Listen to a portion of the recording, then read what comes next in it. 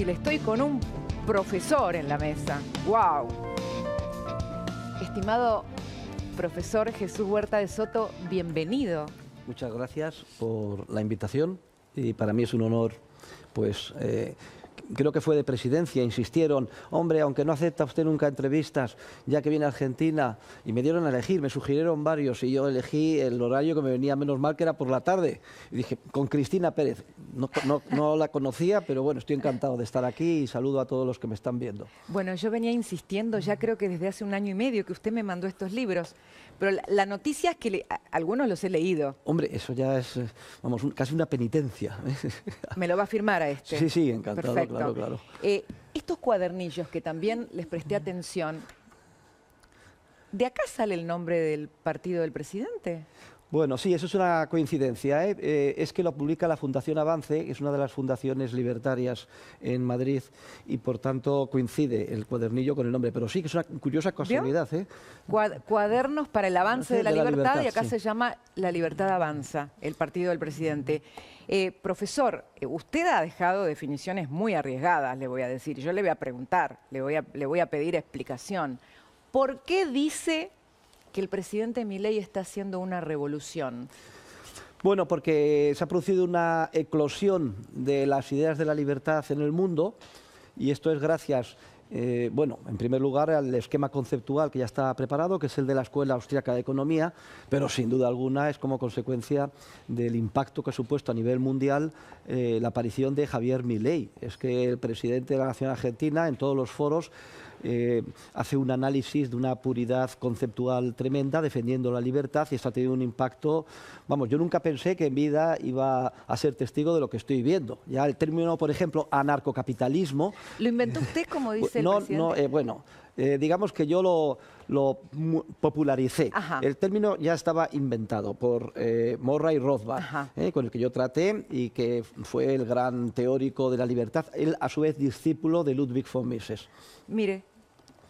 Aquí está, ahí le veo, al bueno de Mises. Sí, vine armada. Porque bueno, digo, me quedo sorprendido, porque yo normalmente nunca acepto entrevistas, porque en televisión es un formato muy restringido, muy poco tiempo, y para un académico explicar conceptos complejos pues es muy difícil, es un gran desafío, y al final pues se convierte en una frivolidad. Pero encontrarme a una profesional del periodismo que se ha estudiado toda esta bibliografía, me quedo absolutamente sorprendido. Gracias, profesor. Merece la atención. Y le quería preguntar, porque usted decía recién que el presidente Milei está haciendo una revolución de la libertad, pero estamos en un mundo donde tenemos a Estados Unidos tomando medidas proteccionistas, donde tenemos a China como un emergente muy fuerte de un Estado no solo intervencionista, sino que lo controla todo, hasta quiere controlar quién es el cardenal, Xi Jinping.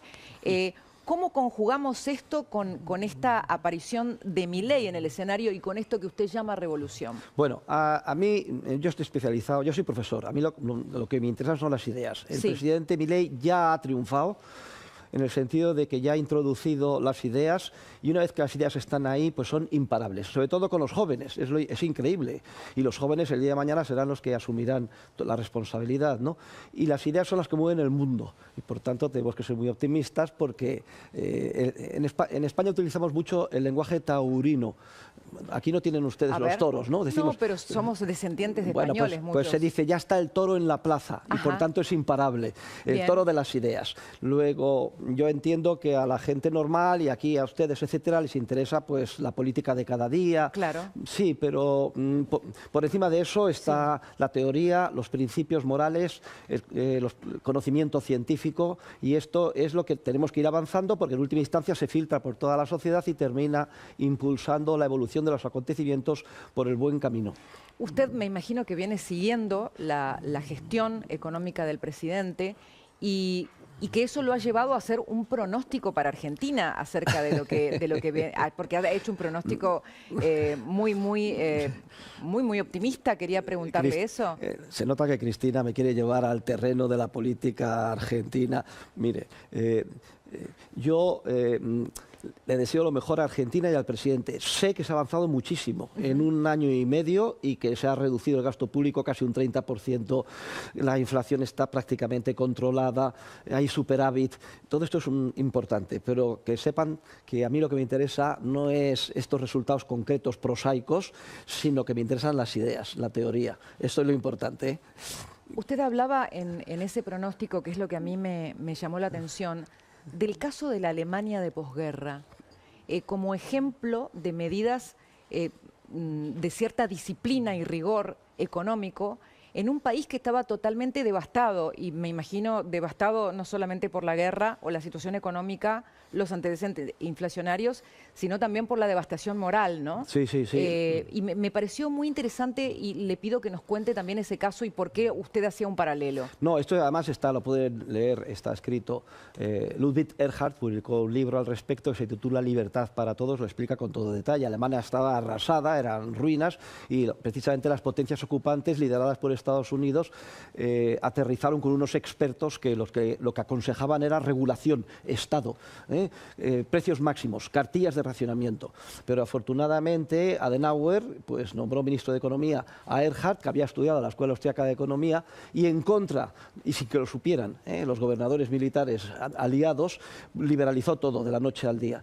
Y la verdad es que estuvo a punto de jugarse el cargo, pero fue tan evidente el resultado positivo que se tuvieron que callar los norteamericanos, los ingleses y los franceses. Y ese es el comienzo, esa liberalización de la economía. Desde luego, cuando eliminaron toda la intervención, es que literalmente de debajo de las piedras surgieron múltiples mercados llenos de patatas, mantequilla, leche, etcétera, que parecía que no existían, ¿eh? Y digo que es el comienzo de lo que se conoce con el nombre de Wirtschaftswunder en alemán, el milagro económico alemán. De hecho, en 5 o 6 años, Alemania, destruida por la guerra y recibiendo mucha menos ayudas del Plan Marshall, como es lógico, que Francia e Inglaterra, ya superó a Francia e Inglaterra. Pero eso fue porque Francia e Inglaterra eligieron partidos políticos que llegaron al poder, socialistas, que llevaron a cabo un programa de intervención atroz. ¿Y usted pronosticó un milagro argentino con este ejemplo? Bueno, yo lo que he dicho es que resulta que el presidente de ustedes, que además es una persona de mucho corazón, yo estoy muy sorprendido porque le he tratado personalmente ahora más y creo que son a ustedes muy afortunados, que además es una persona que se emociona, llora, es una cosa increíble, ¿no? Pues es muy, yo digo, pecas de pesimista, Javier. Dice que en 30 años Argentina, ¿cómo que en 30 años? Si ustedes le apoyan, le siguen y le liberalizan a Argentina como Dios manda y rápidamente, no en 30 años, en menos de 10 años han puesto este país en el liderazgo. Estaba pensando en algunos de sus conceptos, profesor, y me tienta preguntarle cuando reciba su condecoración el domingo, ¿cómo la va a agradecer? ¿Me va a adelantar algo? No, aquí lo que sucede es que yo no me merezco ninguna condecoración y estoy muy agradecido de que me la concedan. Para mí ha sido una sorpresa. ¿No la va a devolver? No, no la voy a devolver. En puridad de principios la debería devolver. Ajá. Porque procede del Estado. Ajá. Y yo considero que el Estado es la encarnación del demonio y una representación del maligno en la tierra, el anticristo que sugería. Directamente. Directamente, sí. Pero en este caso, primero, es de la nación argentina. Para mí el concepto de nación es más bien de sociedad civil y además de bien nacido es ser agradecido. Muy no la voy a devolver. Lo que sí voy a... No se va a venir hasta el fin del mundo para devolverla, ¿no? No. Porque yo no solo no acepto entrevistas, sino que tampoco viajo. Lo que pasa en este caso, me concedía un doctorado honoris causa. Javier Milei, pues tuvo una conversión como San Pablo y de ser el típico economista intervencionista mainstream neoclásico, descubrió la escuela austríaca y mis obras, y además lo está llevando a la práctica, pues no podía negarme a venir. O sea que vengo encantado, acepto encantado la medalla, digo a todo el mundo que la considero completamente inmerecida. Pero bueno, daré un discurso de agradecimiento breve de 20 minutos en el que voy a incidir en 3 o 4 ideas que si quieres les puedo explicar para que aquellos que no estén presentes pues las puedan conocer. Haga de cuenta que está entrando a una de sus clases donde los chicos jóvenes van con teléfono celular a filmarlo, ¿es así? Sí, bueno, pasa... Se despeina, usted habla fuerte y teatraliza las clases. Vamos a ver, la ventaja es que todas mis clases están grabadas y además en diferentes formatos y y en diferentes cursos, la han visto centenares de miles de personas. Sí, sí. Están en libre acceso, incluso el presidente Milei Me incluyo. Es muy descubrió. histriónico, profesor. Uno lo sigue con Bueno, eso de histrión, entusiasmo. en histrión es un término que procede del griego, que significan los actores. El español de Castilla Sí. es un término ligeramente peyorativo. ¿Ah, sí? Sí, pero bueno. No, pero esto intenté un elogio. Sí, pero es que uno tiene que llamar la atención a los alumnos, sobre todo en una clase de economía política, porque si no, se te duermen. Y yo procuro que no, tenerlos despiertos todo el rato. ¿Y más en la era de los celulares o no? Pues sí, bien, eso es una ventaja porque como si te graban las clases, inmediatamente están en las redes, pues tienes una llegada mucho mayor. Pues yo tengo a lo mejor 60 alumnos, pero en tiempo real lo están viendo 60.000, pero luego se extiende y se convierte en millones, una cosa sorprendente. ¿Usted le regaló el cuadro al presidente que se trajo de Madrid de aquel discurso? Es cierto, un cuadro ciclópeo. Lo estuve el otro día viendo en la Residencia de los Olivos y dije, no me acordaba que esto fuera tan grande, Javier, de 3 metros, debe ser 3,5 metros por 2. Lo he escuchado decir que la actual crisis que vive el mundo es culpa del estatismo. Entiendo que por la línea de la crítica al Estado intervencionista va a ir su agradecimiento el domingo. No al Estado intervencionista, usted no sabe con quién está hablando. Es que yo soy enemigo del Estado como entelequia, como concepto. Total. Sí, el Estado es la maldición de la humanidad. O sea, la historia del género humano es una historia de sometimiento y servidumbre al gobernante y poquito a poquito surgió espontáneamente el comercio libre y se ha abierto mínimamente la ventana de la libertad ayer, dio lugar a la revolución industrial y esto a una prosperidad, pero inmediatamente los estatistas han vuelto a la carga. No es la crisis actual, es la crisis social, digamos, de todos los tiempos, la lucha de la libertad frente a la coacción sistemática o violencia sistemática de los estados o gobiernos. ¿Es importante la batalla cultural, profesor? Sí, por batalla cultural entienden ustedes el estudio y la divulgación de las ideas de la libertad es vital.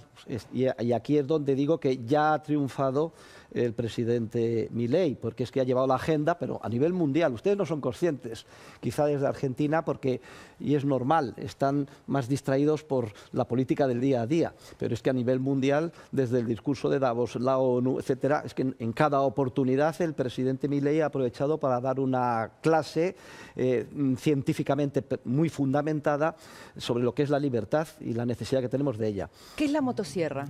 La motosierra, bueno, mañana tengo una pequeña conferencia en la Feria del Libro, donde voy a hablar 34 minutos, voy a dar una charla con el título de Raíces escolásticas del pensamiento de Javier Milei, y uno de los puntos que voy a demostrar es que la motosierra es escolástica. ¿Cómo sería eso? Ya fue propuesta por los grandes pensadores de nuestro siglo de oro español en el siglo XVI y XVII. ¿Ya había motosierra ahí? No, ya proponen que hay un exceso de regulación, que es loco el poder y mando, decía el padre Juan de Mariana, que las leyes cuando son muchas, como ni aún se pueden conocer, a todas se pierde el respeto y que forzoso es que se caiga en yerros muchos. Estoy citando yerros, es equivocaciones, sí, claro. errores. Estoy citando porque ellos escribían en español del siglo XVI y que por tanto que hay que meter la motosierra y quitar regulación. Por ejemplo, en España el año pasado hubo 1.350.000 páginas de regulación, más de la mitad de ellas procedentes de la Unión Europea, para que se hagan idea. No alcanza una motosierra y se Pero necesitan la motosierra no es solo cortar regulación, también es cortar gasto público. Y también el padre Juan de Mariana lo decía, que el gobierno se dedica como una bola de nieve a gastar cada vez más subsidios, gastos bélicos, etcétera, y hay que cortar el gasto público, cosa que sí que ha hecho, desde luego, Javier Milei con un éxito extraordinario en su país. Cuando agarré su libro Estudios de Economía Política, pequé de no ser cronológica. Me fui al índice y busqué crisis e inflación. Sí. Por acá lo tengo marcado. Y me encontré con la escasez de dinero y con la posición contraria a crear dinero o a la expansión ficticia del crédito como las bases que usted ponía para lograr desinflación y también para prevenir crisis y preparar el terreno, si permanecía la disciplina fiscal, para el crecimiento de la sociedad. ¿Lo podría contar esto a la gente Uy. en términos simples? Porque creo que es parte de lo Bueno. que está haciendo Milei coincide, por supuesto. Bueno, la primera cosa es que la inflación a nivel popular se entiende por ella el crecimiento de los precios. No es así. Lo que se infla es la cantidad de dinero en circulación, lo cual tiene un efecto a igualdad de circunstancias, y es que, bueno, cuando hay una muy buena cosecha de patatas, el precio de las patatas tiende a bajar, ¿no? Bueno, pues si crece mucho la oferta de dinero, que es la inflación, lo que se infla, el precio del dinero tiende a caer. El precio del dinero es su poder adquisitivo. Lo que sucede es que el poder adquisitivo de la unidad monetaria cae.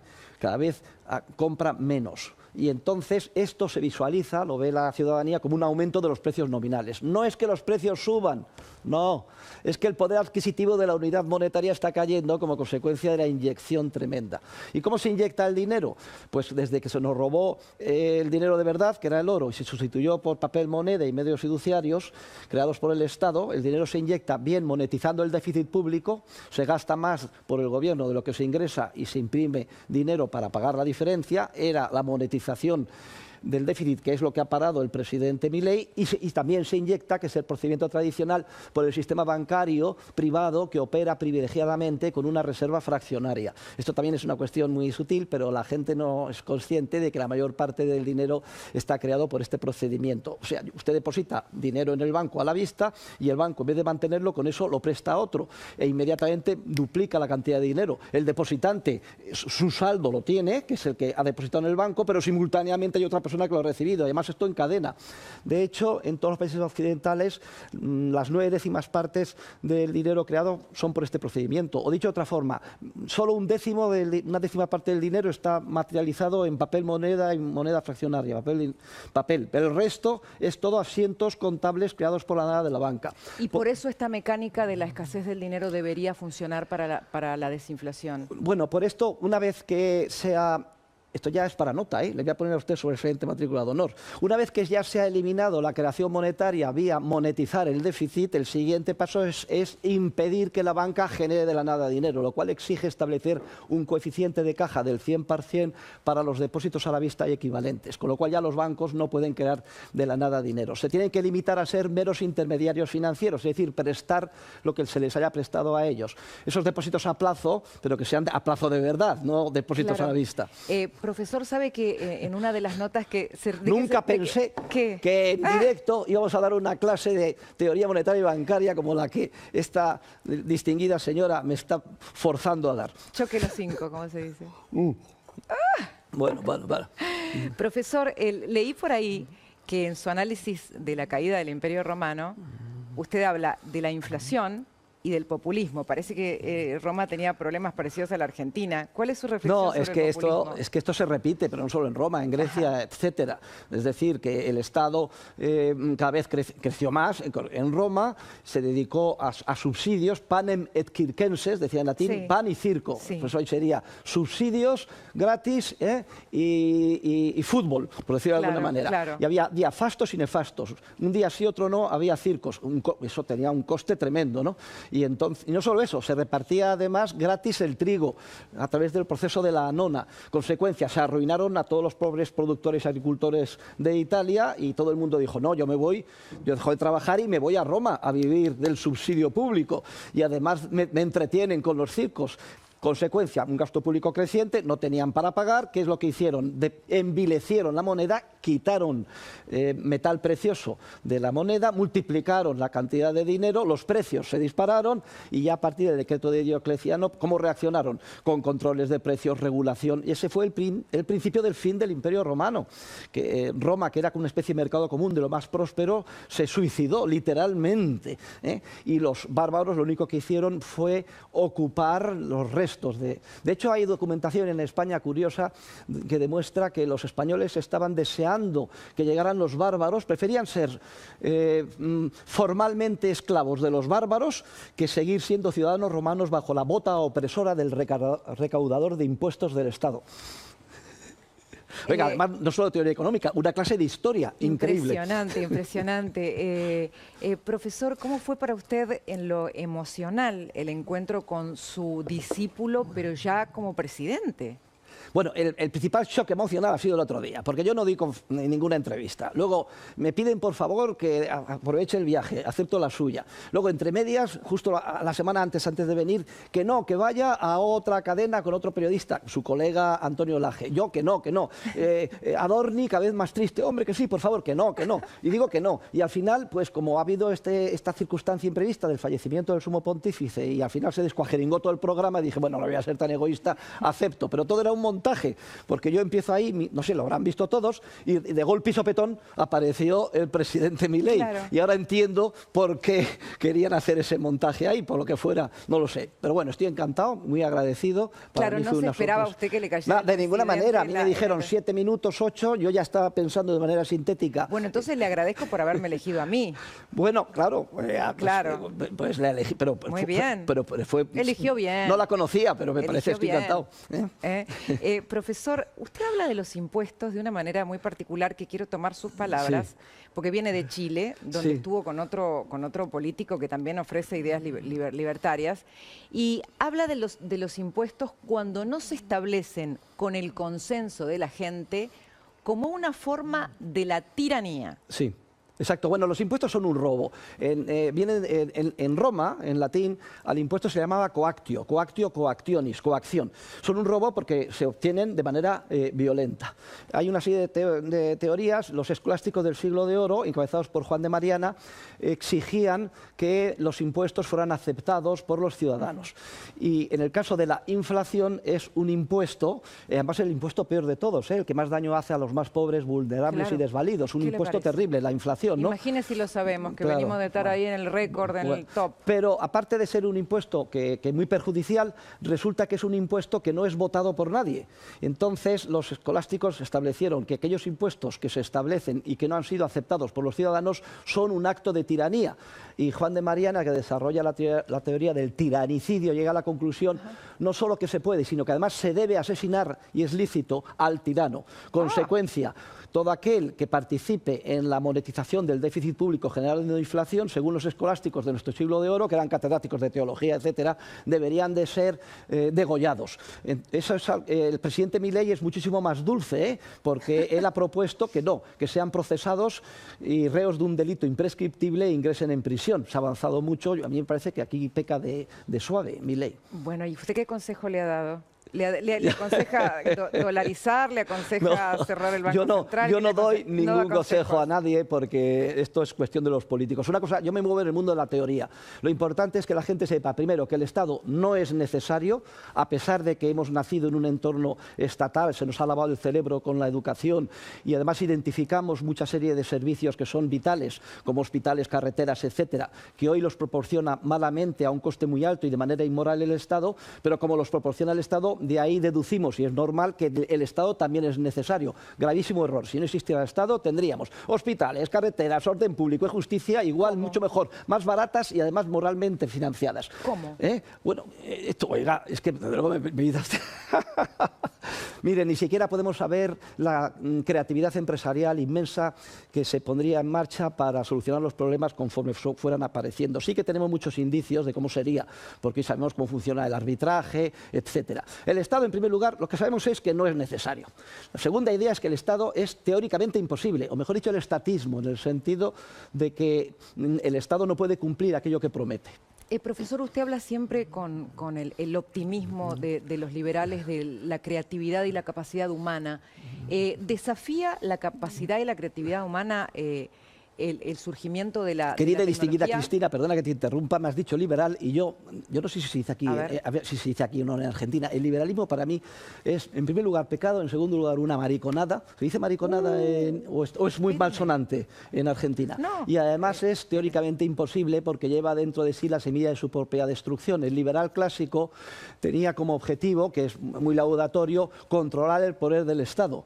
Y sí, controlar el poder del Estado limitándolo, etcétera, pero eso es un objetivo imposible. Una vez que existe el Estado, hemos ya descubierto los teóricos de la economía que es imposible limitar su crecimiento. Acá leí esta nota, Principios Básicos del Liberalismo, donde cita a Pericles. Bueno, también. sí, pero vamos a ver, esta la escribí antes de mi conversión al anarcocapitalismo. Pero no me diga. Iba a decir que la única posición coherente con la naturaleza del ser humano es la anarquía de propiedad privada, el capitalismo libertario o el anarcocapitalismo. Es el término que yo he popularizado. O sea, este afuera. No, no necesariamente. Es que me pidieron...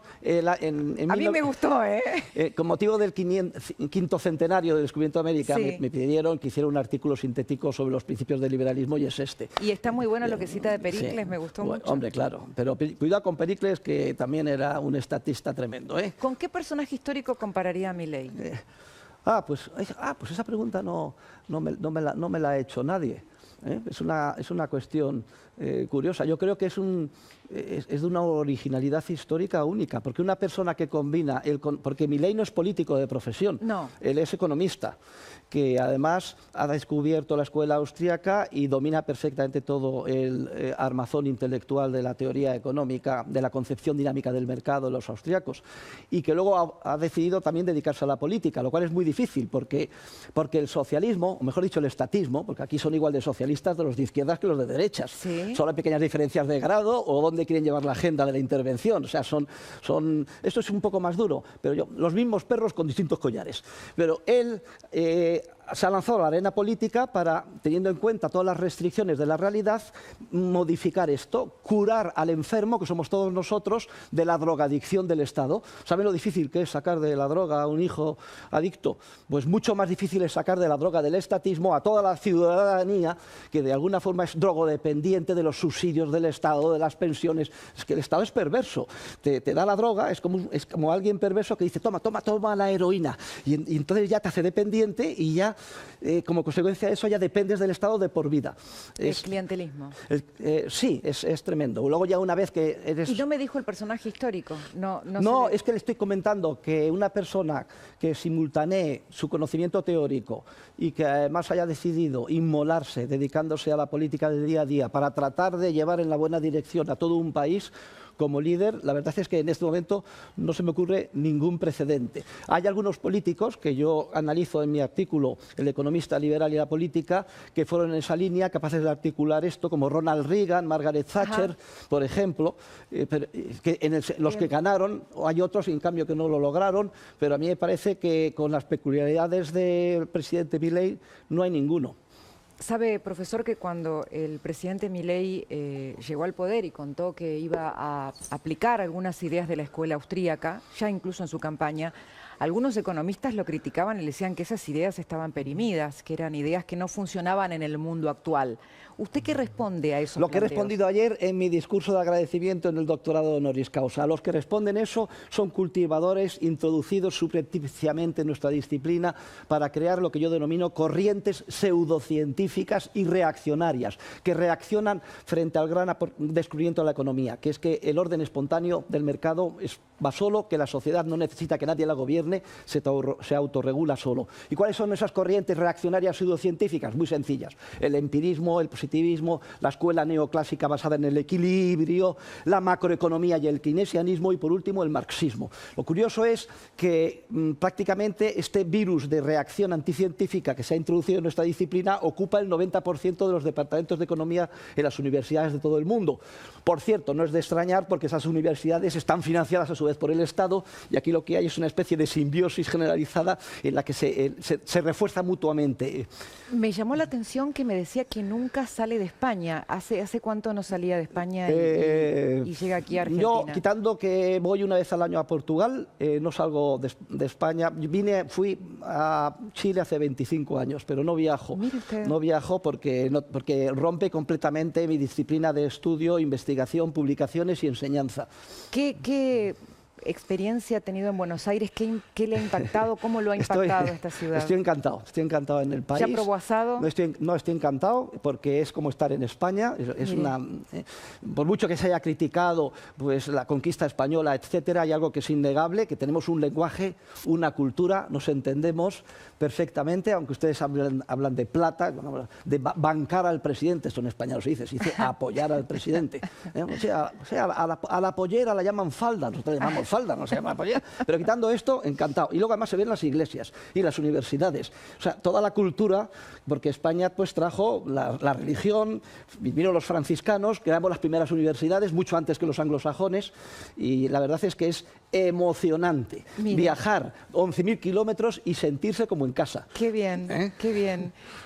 También lo escuché que comparaba, bueno, las distintas posiciones con respecto a la economía del Papa Francisco y del Papa Ratzinger, del Papa Benedicto.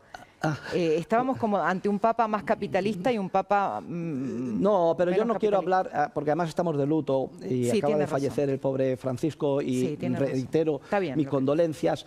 Simplemente indicar que, bueno, no es misión ni obligación de los papas saber teoría económica. Lo único que pasa es que tienen un eco tan grande que deberían de ser más prudentes a la hora de hacer alguna manifestación que pueda ser malinterpretada. Pero desde luego la genialidad del Papa Ratzinger es tremenda. Él tiene un libro, Jesús de Nazaret, y en el volumen 2, precisamente comentándola, dice, ahora vamos a ver la tentación más grave, la tienen ustedes en el versículo 5 del capítulo 4 de San Lucas, ¿no? Escogen a Jesús, lo lleva a una cima y dice el demonio a Jesús, observa todos los estados de la tierra, cuyo poder me ha sido concedido y yo lo entrego a quien quiera, te los ofrezco si me adoras. Y dice Ratzinger, esta es la peor tentación, la que somete a la humanidad el diablo, que a través del Estado que encarna su maldad nos tienta, porque los estados siempre se presentan como bienhechores, ¿no? Dice, nunca el diablo no es tan tonto como para hacernos adorar directamente al maligno, sino que presenta algo muy atractivo, y esa es la gran tentación del Estado. Subvenciones de todo tipo. ¿Se debe espantar ante los aranceles de Trump o no? ¿Cómo ve eso? Pero bueno, ¿cómo tira usted con balas de plomo? Es que lo escucho y digo, Dios mío, el profesor cuando ve los aranceles y 40 y 50... El arancel es un impuesto. Todos los impuestos son un robo y, por tanto, cualquier persona que defienda la libertad tiene que estar en contra de los aranceles. De hecho, es el segundo o el tercer impuesto más dañino. El impuesto más dañino es el impuesto sobre el capital y los capitalistas, porque en la medida en que daña la acumulación de capital, daña a los más vulnerables, porque el salario de los trabajadores depende de su productividad y su productividad de que tengan mucho capital bien invertido. Pero el segundo impuesto más dañino es el impuesto sobre los bienes de consumo, y los aranceles son un impuesto sobre los bienes de consumo o bienes importados desde fuera. Ahora bien, hay que añadir una cosa, cuidado, que ha entrado Trump como un burro en una cacharrería, ¿se dice así? Aquí. Está bien, se entiende. Bueno, y si los americanos sí quieren pegar un tiro en el pie, sus consumidores, pues no tenemos que reaccionar, por ejemplo, en Europa con una guerra arancelaria. Europa lo que tiene que hacer es eliminar sus aranceles industriales y agrícolas, porque eso favorecería a los 450 millones de europeos, entre los que me encuentro, y de paso dejaría sin argumento a Donald Trump, porque dice que sus aranceles son recíprocos. Pero hay mucha hipocresía, porque es que ahora dice la presidenta de nuestra comisión, Von der Leyen, que se da cuenta, que se acuerda ahora de que los aranceles en Europa a los coches americanos son 4 veces más altos que los de América a los europeos, y ofrece bajarlos a buenas horas, mangas verdes. ¿Dicen ustedes esto aquí? No, eso no lo tenía. No lo dicen. Profesor, ya tengo que saludarlo, la verdad. ¿Nos ha dado una clase de anarcocapitalismo o no? Hasta se ha sentado a escucharlo su alumno. Sí. Bueno, hay un mensaje que voy a dar el domingo, que quiero dar a toda la nación argentina para despedirnos, y es que los grandes próceres de la patria argentina, empezando por San José y por ejemplo, el gran constitucionalista Juan Bautista Alberdi, iniciaron una revolución liberal contra el antiguo régimen. El mensaje mío es que esta revolución liberal tiene hoy su continuidad en la revolución anarcocapitalista del siglo XXI, y además uno de sus principales protagonistas en el presidente de su nación, Javier Milei. Gracias, profesor, por visitarnos. La verdad, le agradezco muchísimo porque sé que no ha dado notas en 40 años y acá hemos tenido la insolencia de romper esa tradición. Pero fírmeme sí, claro, se lo este firmo libro yo, claro, y este también, si no le molesta. con mi pluma y además con la Yo le voy a mandar para su señora Sonsoles mi libro, que yo escribo sí, qué bien. novelas. Bueno, ya ha escrito usted también un libro. Ya tengo 5. Cuidado. Bueno, pues es que claro, esto de escribir libros es un vicio, que Sí. ten mucho cuidado. Ahí está, nos firmamos mutuamente que ella lo está acompañando, así que sepa que me he acordado de ella. Muchas gracias. Ahí está. Y está situado en el Renacimiento, que es un tiempo muy bonito El para tiempo la de libertad. renacer. ¡Ay, qué Sí, preciosidad! ahí está. Hoy es 25, ¿no? 25 de abril, sí. Vale, pues para Cristina Pérez con afecto. Un y este placer. también. Un placer. Muchas gracias. Creo que ese es el preferido de Milei, el que te está Tiempo de tomando. renacer, la vida de dos mujeres. No, el suyo, digo. ese. Bueno, el mío. Sí, no, bueno, el mío no ah, creo sí, que lo haya leído. Ahí está, y me quedo con cuadernillos acá, incluso con este que Sí. me lo ha vetado, pero le voy a me gustó. le voy a hacer la firma de John Hancock. ¿Sabe usted qué es esto? A ver. Aquí está, 25. Pues que en la Declaración de Independencia de Estados Unidos, si va usted a Uy, qué Filadelfia a verla, We the People of the United States, Sí. al final el menos importante de los que estaba allí firmante dijo, voy a pasar a la posteridad, cogió la pluma y puso John Hancock, así de grande, y dejó un espacio muy pequeñito y ya están Thomas Jefferson, Washington, etcétera. Y ¿Cuál ha es pasado- su línea favorita de la declaración de...? Bueno, eso, la declaración fue una revolución, lo que pasa es que hubo luego una contrarrevolución y fue traicionada por la Constitución norteamericana, que no ha sido capaz de parar el estatismo en Estados Unidos. Muchas gracias, A usted- profesor a usted. Jesús Huerta de Soto. Me ha dejado destrozada esta mujer. Bueno, Gracias. Gracias, encantado. Muchas gracias, amigos. Mientras el profesor... nos ha ido bien, me dicen que nos ha ido bien, Sí. nos ha ido bárbaro. Lo vamos a invitar seguido. Bueno.